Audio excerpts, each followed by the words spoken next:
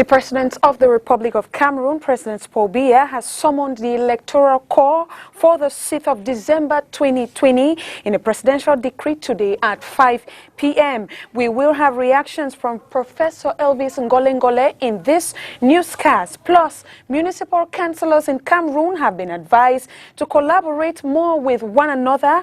This is a main message that was echoed during a working session with some mayors and decentralization. And those are top stories. Good evening, ladies and gentlemen. Thanks for joining this 6 p.m. newscast on Spectrum Television. I am Josephine Bindzi. As announced in the headlines, we will have reactions from the national chairman of the Social Democratic Front, Josephine, on their withdrawal from the upcoming regional elections. Thereafter, we will bring to you the reactions of Elvis Ngole. In a communique issued this Friday, September 4, 2020, the chairman of the Social Democratic Front Party, Josephine, says his party will not participate in the next regional elections amidst the current sociopolitical upheaval in the Northwest and Southwest region. To him, for serenity to return, the rewriting of electoral code that will enable a ceasefire in the English-speaking regions and make Cameroon a federal state should be allowed.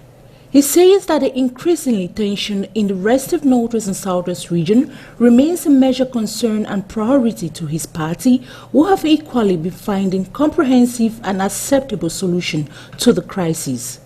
Josephine added the government's plan in organizing a regional election as one of the possible solutions to the distribution of powers within the framework of decentralization is an obvious failure.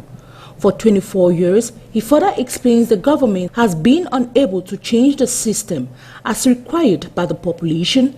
Instead, decentralization has failed to respond to the current challenges which continue to evolve daily in the country.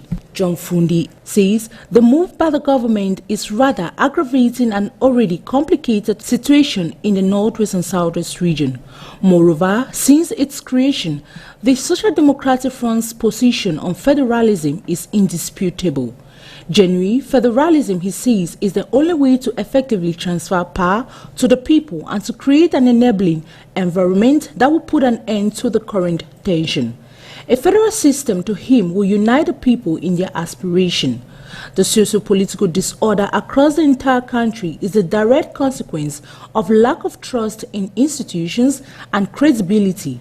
To Josephine, creating a link between the people and the rulers through a truly inclusive system, the legitimacy of institution leadership will be restored and the current plight of the country will change, and proposes that this can happen if the following are implemented: the inclusive review and improvement of the electoral code, the promulgation of a ceasefire in the Northwest and Southwest region, and to conduct further discussion to resolve the Anglophone crisis, begin the full and good faith exploration of the establishment of a federal system of government. He says if these are applied, it is certain to give the people the power and allow them to take control of their destiny and thus give the country back its glory.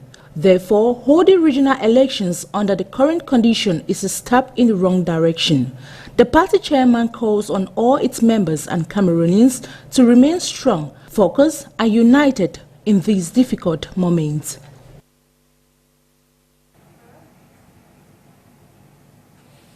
Various committees of the Cameroon Party for National Reconciliation have been installed in the Sitesik neighborhood in Douala. The aim is to have a strong political base as the party looks forward to elections in 2025. Details with you, Peter Nsose. 15 basic committees of the Cameroon Party for National Reconciliation have been installed at the Sitesik neighborhood in Douala over the weekend. A subdivisional committee has also been set up to oversee the basic committees. To officials of the party, it is a call for mobilization. It's an occasion for us to tell everybody the orientation of PCRN. Yes, we want to say to population that the only one solution which can help us tomorrow is to mobilize people. The basic organs of the Cameroon Party for National Reconciliation have a tedious task to create a strong relationship with the local population with a view to mobilizing them towards the party's ideologies. To mobilize, we come to say to Comité de Base that they are the people, they are the one who must follow the population in their problem, daily problems, who must mobilize people, who must make that people be most solidarious, so that our country will have many things to do tomorrow. The basic organs of the Cameroon Party for National Reconciliation have a tedious task to create a strong relationship with the local population with a view to mobilizing them towards the party's ideologies. Municipal councils in Cameroon have been advised to collaborate more with one another. This was a message echoed during the working session with some mayors and a decentralization experts. Details with you, John Paul Sama. The mayor of the Douala 5 Council and that of Kongsamba have been schooled on the process of effecting decentralization in their various communities. Donc, on avait beaucoup d'axes sur lesquels on était en train de travailler pour améliorer et aménager notre collectivité. We had a lot of points we were working on to ameliorate the situation. He came and proposed a lot of interesting things to us, an economic partnership, as well as partnering with foreign councils, not leaving out how to ameliorate the living conditions of the population. We also talked on accompanying youth and key jobs which will develop our community.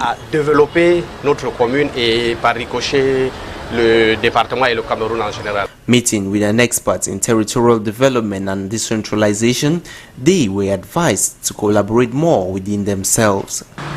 Vous savez, en France, les communes françaises se jumellent d'abord entre elles. Si vous n'avez pas une culture des échanges, des relations internationales, vous n'échangerez pas bien avec les autres.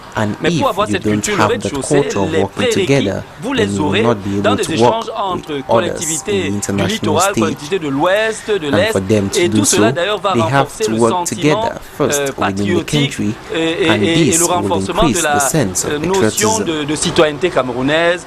Et ça, c'est important de développer ces échanges.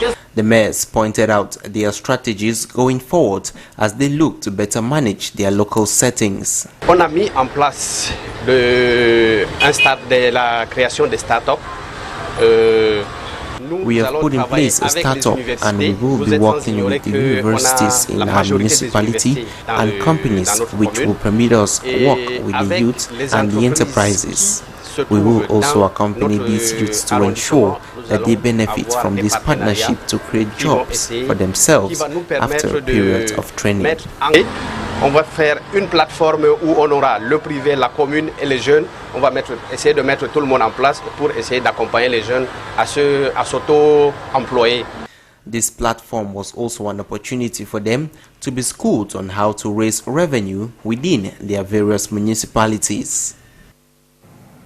Footballers like Michel Ngade, Eric Maxime Choupo-Moting, alongside musicians like Loco, have condemned the arrest of Kevin Jevas Gassam, the 18-year-old bac student, for leaking some baccalaureate exam content. Catherine Kone has some of their reactions on social media.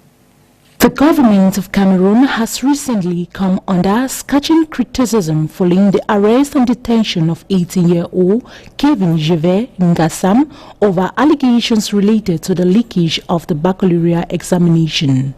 Cameroonians, including footballers and musicians, have on their social media platforms condemned the act and tasked the government to, with an immediate effect, ensure the release of Kevin Jevas.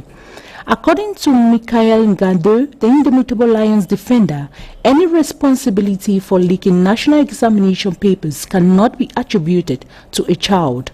It's shameful and scandalous to put a child who is a reflection of our country's future in prison. I deeply condemn this act. On the part of Eric Maxime Choupo-Moting, the captain of the Indomitable Lions, he says, "I plead for Kevin's release. Prison is not a solution for such a situation." Joining their voices to that of the footballers, Caris Fotso highlights the consequences of the young man's imprisonment. She says, as quoted, "We could have given him another punishment, but please don't make this child a monster. The prison will destroy him. 18 years in Temna, he has a future." Loco launched on his social media platform, "Youth is a future. We have a duty to protect them. We are human beings. Mistakes we all make, for that we deserve to be tolerant of each other. Let's do our duty. Protect us. Please free your Cameroonian brother, Kevin." Other personalities like Pierre Bengono and Richard Manko believes that justice without teeth is obviously arbitrary, and society which imprisons innocent children while all criminals move freely has obviously lost all moral reference, and such a society which lays the foundation for dehumanization is undoubtedly ready for its genocide. These reactions are coming few weeks after Kevin Jever was arrested for leaking baccalaureate examination. He was arrested alongside some other accomplices who are presently locked at the Kondengui Central Prison. Many think as a minor there are many ways for him to be punished other than being sent to prison. And Barrister Tamfo Richard has described Kevin's arrest as selective justice as he spoke with our reporter Catherine Kone in this following excerpt. My take as to the recent development of minors who are being incarcerated as a result of examination fraud that happened at the office of the Baccalaureate in Yaoundé is that there have been selective justice. What I know is that a ministerial commission was set in place to investigate into that crime. And after the investigation, the report of that commission had sanctioned 7 persons who were workers of that institution. I'm still to understand or put myself together to know how is it that students who have not even yet written the exam are being prosecuted today and up to the point that they are under detention. I think to me something is not correct, because the article of the Cameroon Penal Code talks about fraud committed in examination, and these are students who were still waiting to write their exams. So something is wrong. We should not push the responsibility of our fault on innocent Cameroonians who, and of these are still minors who have a very bright future. I think the fault of the administration or its workers should not be imputed on these innocent students. These are students who were still to sit for exams, whereas Section 163 of the Cameroon Penal Code clearly states that it punishes fraud which are committed while writing the exam. You understand? So there is something, the law has not provided for situations whereby you can be found guilty or prosecuted for an offense which you have not, the offense has not even yet started.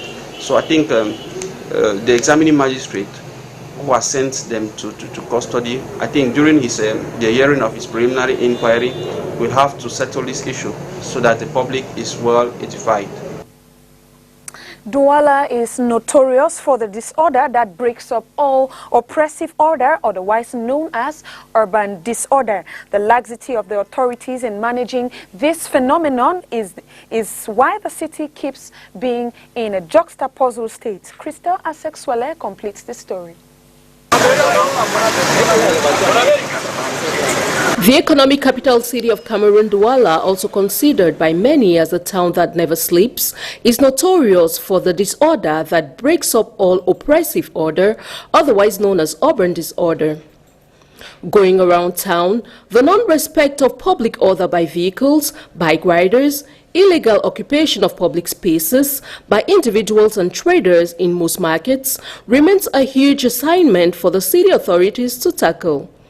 Here, at the new Daido market in the Douala 1 municipality, some traders set out their goods on broad pavements, causing movements around those premises impossible. They justify this to the fact that clients get more attracted to their goods when exposed here. When I set out my goods on my stand, clients are not forthcoming. But when it's exposed here, even from a distance, the client gets attracted. The laxity in the fight against this urban disorder in the capital city of Cameroon by the authorities is accountable for the increase in this phenomenon. However, just like many other African economic capital cities, Douala is not exempted from this oppressive order. Nonetheless, the reconstruction of modern economic city remains a permanent challenge. Farmers are heavily affected by the levels of persistent rainfalls, which is causing floods in some major areas of the country. John Paul Sama looks at how this phenomenon affects the agricultural output. The excessive rainfall which is being witnessed in Cameroon causing untold floods in some major areas in the country, including Marwa, Douala, Kumba, as well as some areas in the west region of Cameroon, has caused enormous loss of fauna and flora as well as the destruction of some infrastructures and residents. As the heavy downpour continues in some areas, a certain portion of persons are heavily affected by this, as some farmers complain of damaged crops as a result of the persistent rains. This theory is supported by research which shows that heavy rainfall can decrease corn yield more in cooler areas, and the effect is exacerbated even further in areas that have poor drainage. Furthermore, productivity is also affected through direct physical damage, delayed planting and harvesting, restricted root growth, oxygen deficiency, and nutrient loss. With all this in context, farmers in the country are looking up for better days ahead as they expect the rains to reduce in volume so their crops can thrive. And let's go back to the presidential decree number 2020/547 of the 7th of September. The head of state has convened the electoral colleges for the elections of regional councillors. The president of the republic, mindful of the constitution and mindful of law number 2020/2021 of the 19th of April 2012 relating to the electoral code and all subsequent amendments, hereby decrees as follows. Number one, the electoral colleges are hereby convened on the chief town of each division as of Sunday, the 6th of December 2020, for the election of regional councillors. Article 2, voting shall begin at 8 a.m. and shall end at 6 p.m. Article 3, the decree shall be registered, published according to the procedure for urging the inserted in the official gazette in English and in French. It is signed in Yaoundé on the 7th of September 2020 by the President of the Republic of Cameroon. And now let's have the reaction of Professor Elvis Ngole. That you just talked about in the Northwest and in the South to some extent, we are concerned about that they are there. You know, the measures that the President and the government of Cameroon have taken so far, I think those measures have actually proved that they are workable, because, as you said, in the Southwest region, things are cooling up. And even in some parts of the Northwest, they are cooling up. But we've just seen in the last few days that some sections of the Northwest, there are some clashes, or there are some flashes that are there. And again, the Republican agenda of the state of Cameroon, the laws of Cameroon, the constitution of Cameroon will not stop because we have concerns.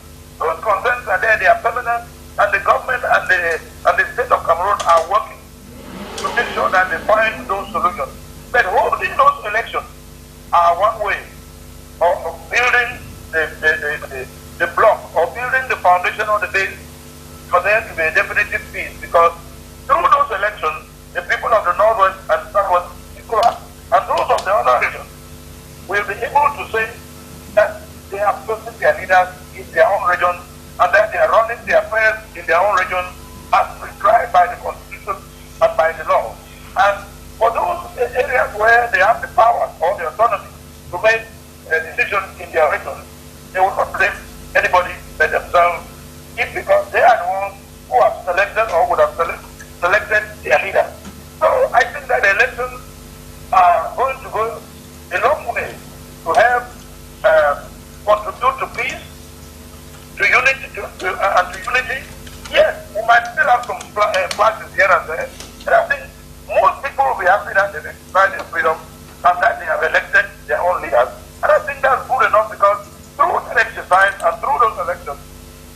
they will exercise a degree of autonomy which has been prescribed in the law and in the constitution, enable them to be able to take decisions as to certain aspects of life in the region, especially with things like education, culture, local development, and so forth and so on. These are all enshrined into the laws and the constitution. We think that anybody who refuses election is against democracy. Anybody who refuses election is against peace.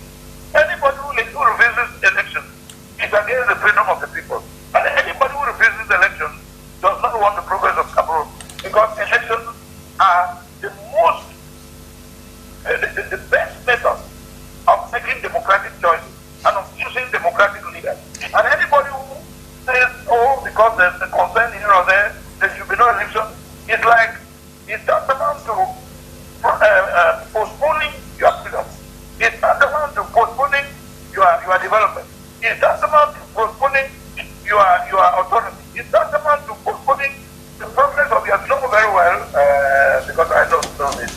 The president is known to be a legalist and a constitutionalist.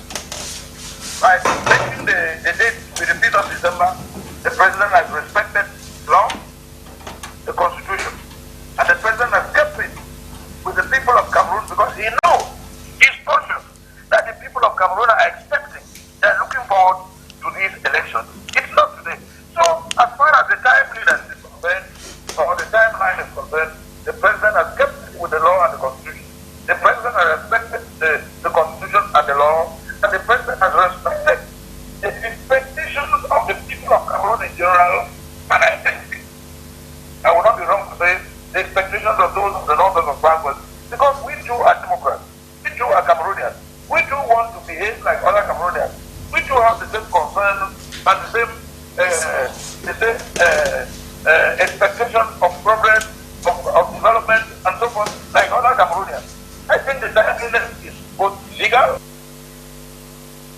It was Professor Elvis Ngolengole reacting to the summoning of the Electoral Corps for the 6th of December 2020 by His Excellency President Paul Biya. The population of Great Sopo in Biya have thanked the head of state, President Paul Biya, appointing His Excellency Churchill Monono as Cameroon's ambassador to Ethiopia and permanent representative to the African Union. A home welcoming ceremony was held for him in Biya over the weekend. Details with you, Peter Nsosi. To guide, strengthen, and give them a prayer for the son of Great Sopo village in Biya following his double appointment last month as Cameroon's ambassador to Ethiopia and permanent representative of the African Union and the United Nations Economic Commission for Africa. Churchill Evumbwe Monono, super skilled minister plenipotentiary, is being received by traditional rulers of Fako division. At the helm is His Royal Majesty Etina Monono of Great Sopo. We have had occasions like this in the past when one of us from Fako had been distinguished by the head of state. But never before has there been one honor from Great Sopo. For the distinguished personality, his milestone assignment is of utmost significance. Not just about Great Sopo, it is also about Fako Division. It is about the Southwest region and about the new Cameroon advocated by His Excellency President Paul Biya. Born in 1961, the career diplomat and avid scholar has over 35 years of active service in diplomacy, public information, election management, human rights, and humanitarian issues at home and abroad. A journey that has inspired others from Biya and Fako division. Of your political contribution to the political evolution of this division marks a turning point in the history of our division. An ecumenical service and messages of gratitude to the head of state for the appointment animated the homecoming event that was graced by political, traditional, and administrative authorities of the Southwest region. And that report concludes tonight's edition of the news. Thanks for joining us. Tomorrow we will be back at 6 p.m. Stay tuned to Spectrum Television for more interesting programs, and the newscast in French comes up at 8 p.m. with Orient Duncan. Good night.